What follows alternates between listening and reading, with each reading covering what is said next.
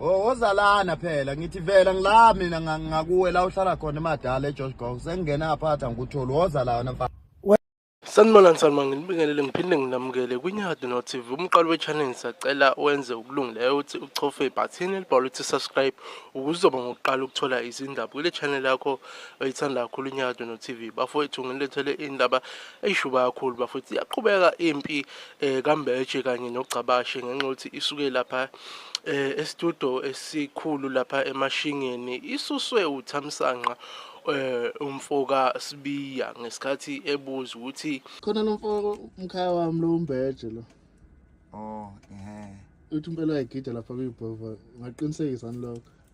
wathi uGcabashe cha lutho angimazi uMbeje gidela umgqumeni ngoba sekhuluma ukuthi uMbeje kwatrendisa leyo nto ukuthi yena ngoba yigida ngoma likamgqumeni bafowethu. Ake niyibuke ke ivideo ni-comment lapha kuma-comment section ni-share nikonke bafethu ngiyabonga. Khona lo mfoko umkhaya wami lo uMbeje lo. Uthi impela uyagida lapha kuyibhova ngaqinisekisa nilokho.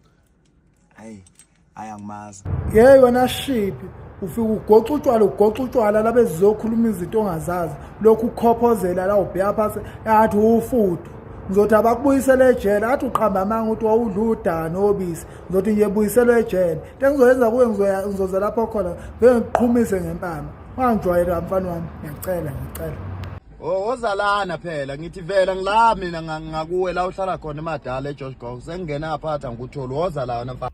Wena ngesikhathi uzenza umgqumeni wafuna ubani ngoba uthi kade uzofuna mina thatha leli igama elithi leli liyaswidi leli liyele lagcashe ngoba azisile nawo usile. Wena umuntu oqala waboshela ukuphapha nerasta kade impepho ayisohlangana khona kufanele ngikufumbe ngempama nomlomo engathi isitela senkomo navanze ungijwayela kabi hamba ulingisa lezi zinja abalingisela mina nenze kathi awufuna mina ofonela mina ungenele ngalokho ubuzo obaba la ngaphandle.